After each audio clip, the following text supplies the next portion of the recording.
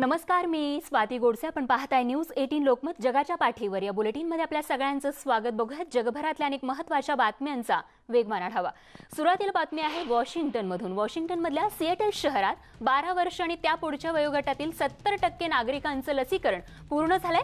हा महत्त्वाचा टप्पा पार केल्यामुळे इथले निर्बंध शिथिल केले जाणार आहेत. सर्व व्यवहार सुरळीत करण्याच्या दृष्टीनं हा टप्पा महत्त्वाचा असल्याचं अधिकाऱ्यांनी सांगितलंय. आता इथली लसीकरण केंद्राची सामुग्री शाळा, क्रीडा केंद्र आणि शेतकऱ्यांच्या बाजारपेठांमधल्या लसीकरण मोहिमेसाठी वापरली जाणार आहे. तर जानेवारी 2020 मध्ये अमेरिकेतील पहिल्या कोरोना रुग्णांची नोंद सिएटलमध्ये झाली होती. वॉशिंग्टन राज्यात 4,40,000 कोरोना संक्रमितांची नोंद झाली आहे, तर 5,700 कोरोना रुग्णांचा मृत्यू झाला आहे. तिकडे व्हेनेझुएलामध्ये राजधानी कॅरेकसमध्ये लसीकरणासाठी रांगा लागल्या. रशियाची स्पुटनिक आणि चीनची सिनोफार्म लस इथे वापरली जाणार आहे. अध्यक्ष निकोलस मडुको यांनी 29 मेला घोषणा केली होती. पहाटेपासून नागरिकांनी लस घेण्यासाठी रांगा लावल्या. लसीकरणाच्या अपॉइंटमेंटची वेळ, तारखेचा मेसेज नागरिकांना पाठवण्यात आला आहे. कोरोना संक्रमण रोखण्यासाठी लसीकरण मोहीम जगभरात सुरू आहे. कोवॅक्स अंतर्गत गरीब देशांना लस पुरवठा केला जातो, ज्यामध्ये अमेरिकेचे राष्ट्राध्यक्ष जो बायडन यांनी मोठी घोषणा केली आहे. कोवॅक्स अंतर्गत कमी उत्पन्न असलेले 92 देश आणि आफ्रिकन संघाला पुढच्या वर्षी लस देण्याचा निर्णय घेण्यात आला आहे. आणि यासाठी फायझरच्या लसीचे 50 कोटी डोस खरेदी केले जाणार आहेत. आणि त्यांच्या निर्णयाचं फ्रान्सचे अध्यक्ष इमॅन्युएल मॅक्रॉन यांनी स्वागत केलंय. युरोपियन युनियनमधल्या राष्ट्रांनी देखील अमेरिके इतकी किमान महत्त्वाकांक्षा बाळगणं गरजेचं आहे. येत्या 18 महिन्यात लसीचं वाटप कसं केलं जाणार यापेक्षा पुढच्या महिन्यात किती लसी मिळू शकणार याविषयी देखील सविस्तर माहिती मिळण्याची गरज त्यांनी व्यक्त केली आहे.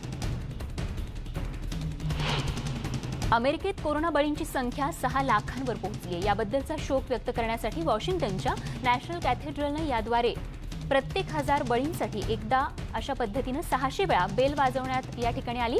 आणि बाल्टिमोर, न्यू मेक्सिको सारख्या राज्यांपेक्षाही कोरोना बळींची संख्या अधिक असल्याची माहिती जॉन्स हॉपकिन्स युनिव्हर्सिटीकडून या ठिकाणी देण्यात आली आहे.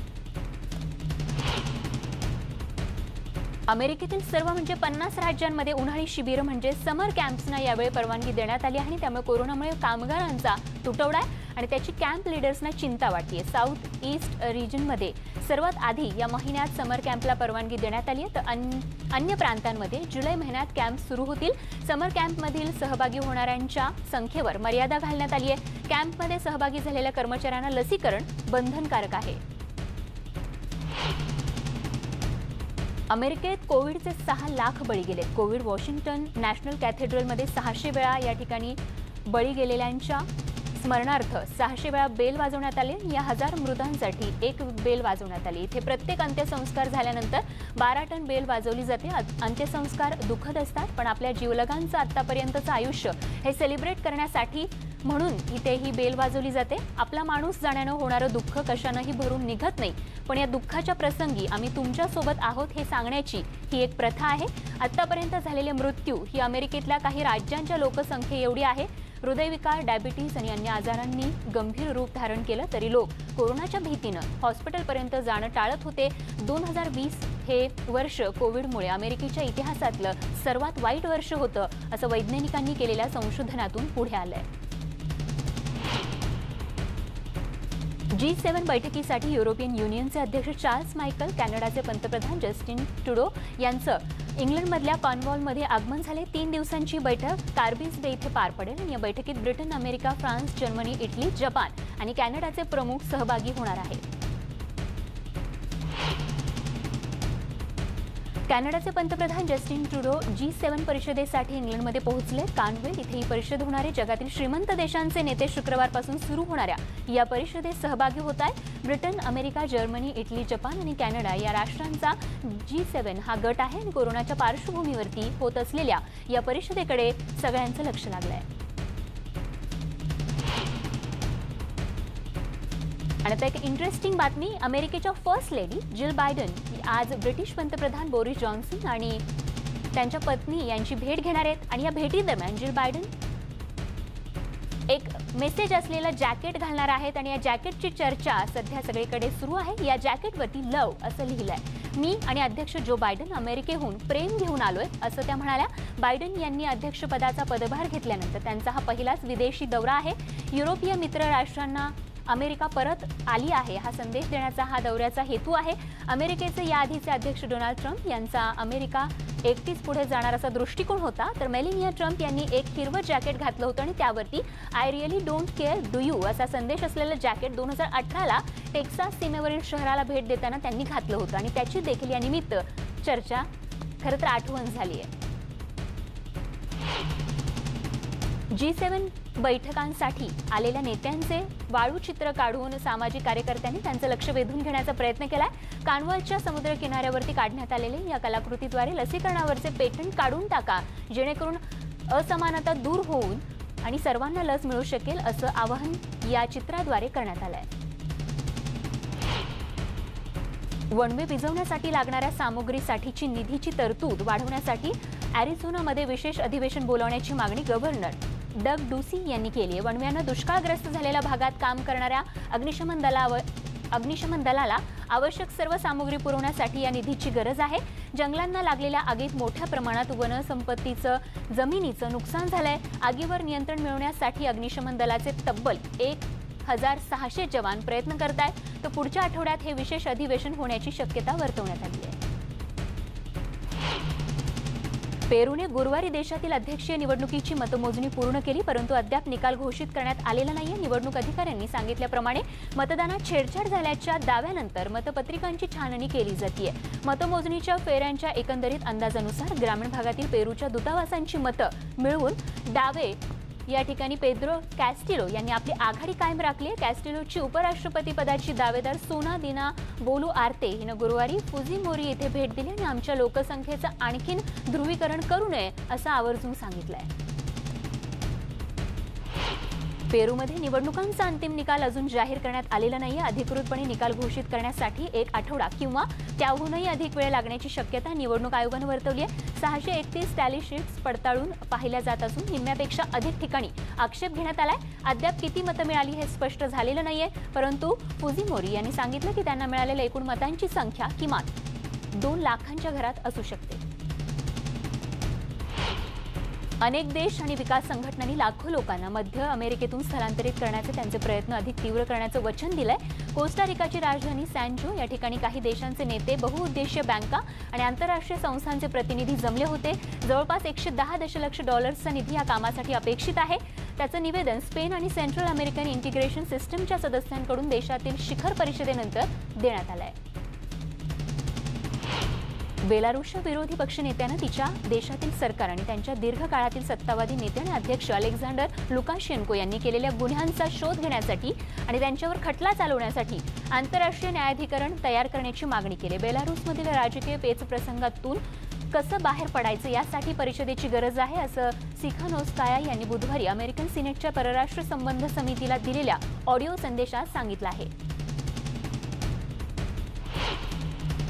मंगोलियाच्या निवडणुकांचे प्राथमिक निकाल लागले आहेत। माजी पंतप्रधान आणि सत्ताधारी मंगोलियन पीपल्स पार्टीचे अध्यक्ष यांना पुन्हा एकदा बहुमत मिळाले। बुधवारी मंगोलियामध्ये निवडणुका झाल्या। मंगोलियात कोरोनाच्या रुग्णांमध्ये सध्या भरपूर वाढ होतीये, तर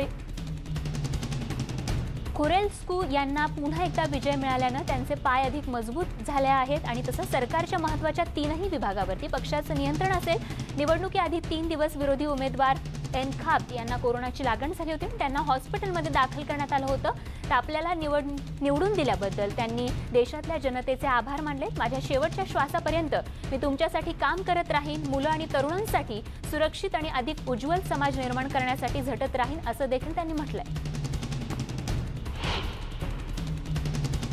inter American commission of human राईट्सनं गुरुवारी कोलंबियाला भेट दिली। सरकारविरोधी निदर्शनांमध्ये झालेल्या हिंसाचारामध्ये बळी गेलेल्यांना त्यांनी श्रद्धांजली वाहिली। या मानवाधिकार समितीचे अध्यक्ष अँटोनिया ओरेजोला यांनी बोगोटामधील स्टेलन लाईव्स या प्रदर्शनाला देखील भेट दिली। या निदर्शनांमध्ये बळी गेलेल्यांच्या नातेवाईकांचीही त्यांनी भेट घेतली। कोलंबिया सरकारने एप्रिल महिन्यात टॅक्स लागू केला होता आणि त्याच्या विरोधात देशभरात निदर्शनं झाली होती। हा टॅक्स मागे घेतला गेला, पण निदर्शनं सुरूच राहिली आहेत। पोलिसांनी निदर्शकांवरती अत्याचार केले, ज्यामध्ये 58 बळी गेले। तर पोलिसांनी मारहाण, लूटमार, लैंगिक अत्याचार केल्याचं देखील त्यांच्यावर आरोप आहेत आणि त्याची चौकशी करण्यासाठी मानवाधिकार समिती कोलंबियात आली आहे। फिशिंग गिअरमध्ये अडकलेल्या एका वेल माशाला मुक्त करण्याचा प्रयत्न अखेर यशस्वी झालाय। गेल्या 3 दिवसांपासून अशा प्रकारचा प्रयत्न सुरू होता।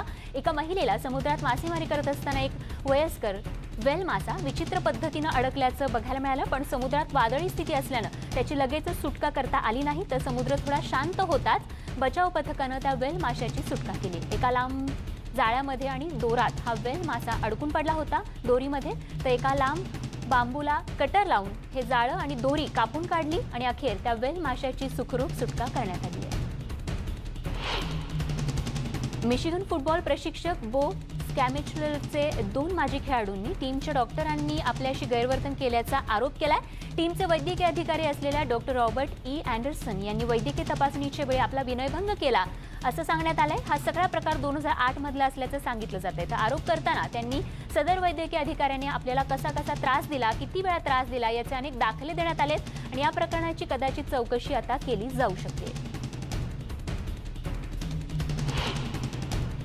गुरुवारी फ्लोरिडाच्या सुपरमार्केटमध्ये झालेल्या गोळीबाराच्या घटनेत 3घांचा मृत्यू झाला। यामध्ये गोळीबार करणारी व्यक्ती सुद्धा मृत्युमुखी पडली आहे। रॉयल पाम बीच इथे झालेल्या गोळीबाराच्या घटनेत एका पुरुष आणि महिला आणि एका मुलाचा देखील मृत्यू झालाय।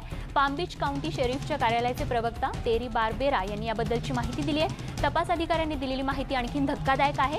गोळीबार करणाऱ्या व्यक्तीने स्वतःवर देखील गोळ्या चालवण्यापूर्वी आपल्याच परिवारातील 2घांवरही गोळीबार केला। ही व्यक्ती फ्लोरिडातील सगळ्यात मोठी किराणा दुकानांची चेन असलेल्या दुकानांचे मालक होते। त्यांनी हे कृत्य का केलं याचा सध्या पोलीस शोध घेत आहेत। जेरुसलेम ओल्ड सिटीच्या दमास्कस गेटवरती कट्टरपंथीय ज्यू नागरिकांनी आक्रमक आंदोलन केलं। या भागातून पॅलेस्टिनी लोकांना हद्दपार करावं अशी या स्थानिक ज्यू नागरिकांची मागणी आहे। आंदोलन करणाऱ्या ज्यू नागरिकांनी पोलिसांच्या दिशेने दगडफेक केली, तर पोलिसांनी अश्रुधूर आणि पाण्याचाही मारा केला। या आंदोलनाच्या दरम्यान ज्यू आणि पॅलेस्टाईन नागरिक एकमेकांच्या समोर आले होते। आणि या सगळ्या महत्त्वाच्या बातम्यांसोबत जगाच्या पाठीवर या बुलेटिनमध्ये एक छोटासा ब्रेक घेऊन लगेचच परत येतो। बघत रहा न्यूज 18 लोकमत।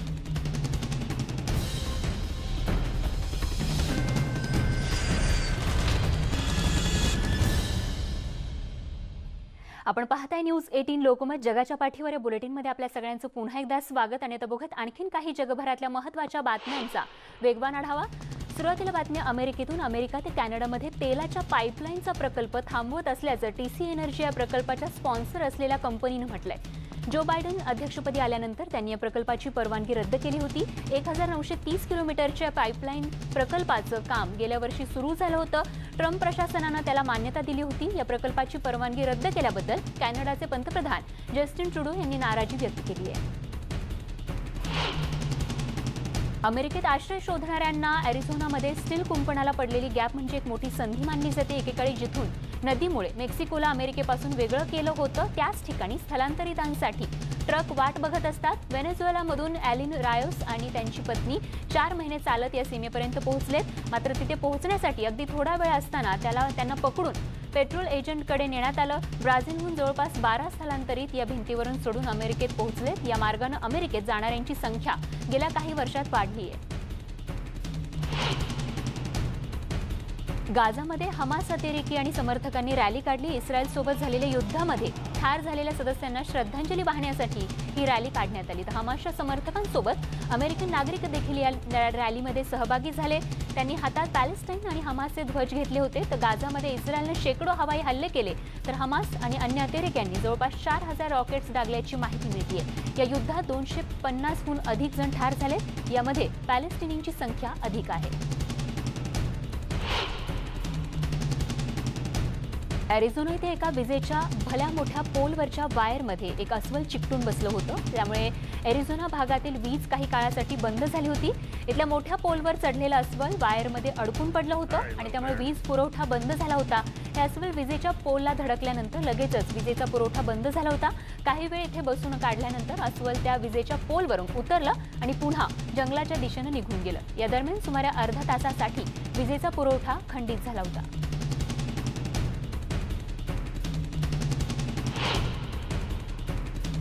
स्टॅच्यू ऑफ लिबर्टीची छोटी प्रतिकृती फ्रान्समधून बाहेर पाठवण्यात आली। या 4 जुलै रोजी म्हणजे अमेरिकेच्या स्वातंत्र्यदिनी ही प्रतिकृती अमेरिकेत प्रदर्शित करण्यात येणार आहे। ही प्रतिकृती ब्रांचची 3 मीटर उंच आहे आणि एका मालवाहू जहाजातून ही प्रतिकृती अटलांटिक महासागरातून 9 दिवसांचा प्रवास करून बाल्टिमोरला अमेरिकेला पोहोचणार आहे आणि त्यानंतर तिला एलिस आयलंडला पाठवण्यात येईल। 4 जुलै रोजी एलिस बेटावर ती प्रतिकृती उभारण्यात येणार आहे। वॉशिंग्टन डीसी मधील फ्रान्सच्या दूतावासाबाहेरील उद्यानात ती ठेवण्यात येईल। तर फ्रान्स अमेरिका मैत्रीचा अध्याय म्हणून या प्रतिकृतीकडे बघितलं जात आहे।